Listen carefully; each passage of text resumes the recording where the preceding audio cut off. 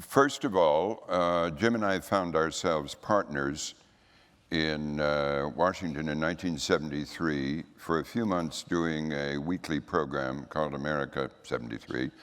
And then the Senate Watergate hearings were announced, and public television decided to cover them not only all day long without interruptions, but to repeat that at night.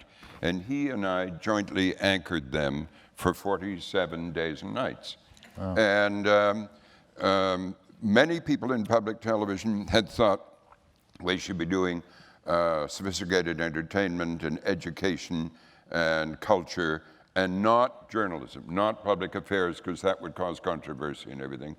But our coverage of the Senate Watergate hearings, which clearly were a turning point in this country in all kinds of ways, got more and more people suddenly watching their public television stations and sending money to them. That turned people's heads around in public television, and people began saying, well, you've become a team, you should do a daily show. And so we said yes if there was the money and the stations wanted it.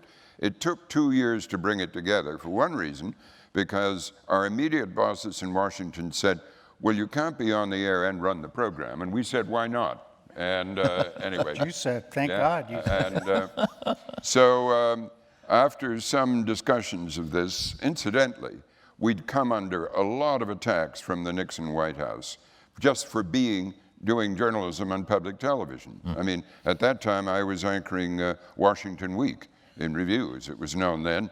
And Nixon's appointee as the head of CPB said that program shouldn't be on the air. You know. Anyway, we finally got it together in the fall of 1975 when the New York station said, we're under Jay Islin and Bob Kotlowitz, both late friends, said, you can do it any way you like here. And we got it together. At first, your bosses said, well, you can't be on every night. That's right. And that's right. It began with my name on it, and for terrible title. Tell them what the title of the show was. The title was The Robert McNeil Report. A brilliant title. Terrible title.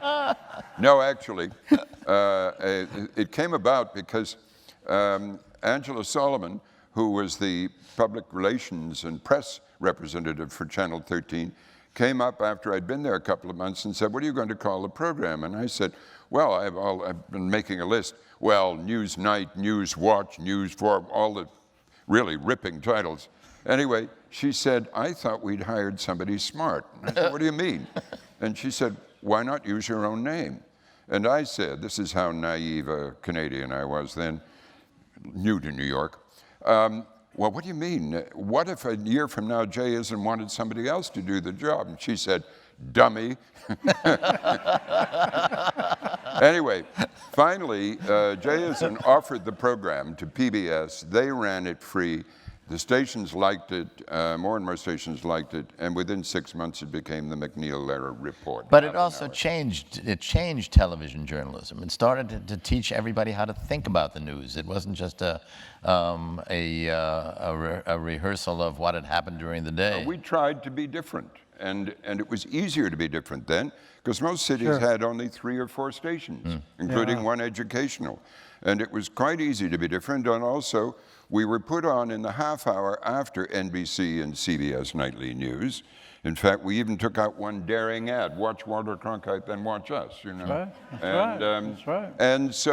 And because we decided talking heads can be interesting, which the commercial industry despised at that time, we can make it interesting, and so we worked to do that. And we were different in that sense. And we did one subject for half an hour for 7 years. You had, I remember, and I quote you here accurately, one of the most marvelous things you ever said was the whole talking, people were putting us down because we were talking heads. And you said, and I cannot quote you accurately, but you said very emotionally and firmly, look, where was it when you first heard that somebody you loved was ill, that somebody you knew and cared about had lost their lives, that you had just given birth to a child? It was a talking head that told you that. all the important things of life that you've been told, you heard from a talking head. That's the business we're in. Yeah. And that shut them up. Well, my other. You also, the other one was, the other one was, somebody wrote in the first time we ever had anything nice written about us was a man named Tom. He was the media critic for, it wasn't called media critic then, it was called journalism critic at Time magazine. He wrote a piece and he said that McNeil and Lara had the courage to be serious. And the thing we added to it was we also had the courage to be boring if it's necessary from time to time. My mantra, which Jim has heard me say 1,000 times, in public television, if you can't be better than commercial television or different from, you shouldn't be begging for money from the public. And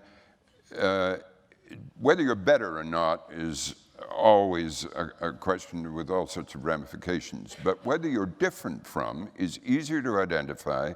And our successor program, the PBS NewsHour, is still different from commercial television. And of course, all public television is different to the extent that it doesn't have commercial interruptions every seven minutes.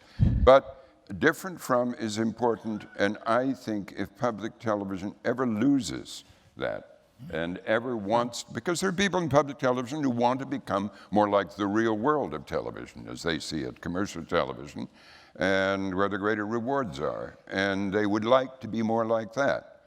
Well, if public television ends going that way, it will disappear. The other thing you said from the very beginning, which has been the hallmark of this program when it started, and it still is you said we're in the business of civil discourse. Yeah, yeah. And civil discourse is a term that is terribly relevant right now.